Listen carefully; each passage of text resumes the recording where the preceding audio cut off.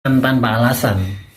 Karena yang paling disorot adalah pasal 216 tentang penghinaan terhadap presiden dan wakil presiden dengan ancaman 3-6 bulan penjara.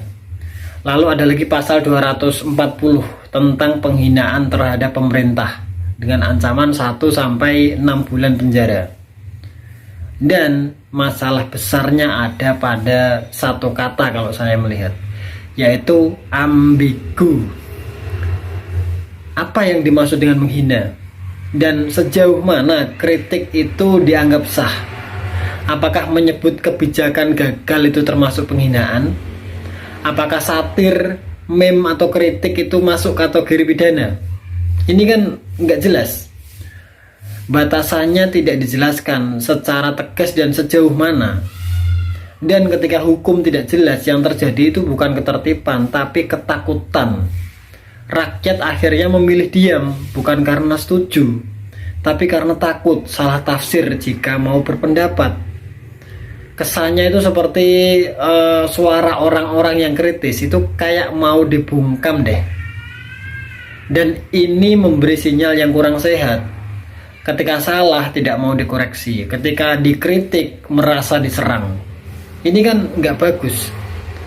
Dan yang diinginkan adalah apapun yang dilakukan oleh penguasa, ya meskipun keliru, tetap harus dianggap benar. Apakah seperti itu?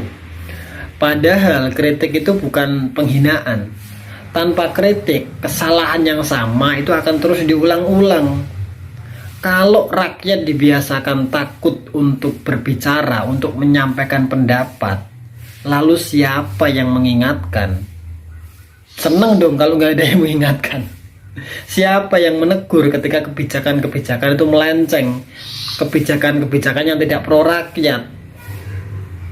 Lihatlah Islam. Dalam Islam, penguasa itu boleh dan harus dikritik jika salah. Bahkan ada hadis yang menyebutkan bahwa menyampaikan kebenaran di hadapan para penguasa zolim itu adalah bentuk jihad secara moral.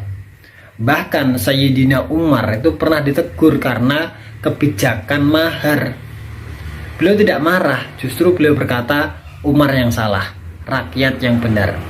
Luar biasa bukan? Dan itu adalah teladan kepemimpinan yang kuat, yang seharusnya menjadi contoh.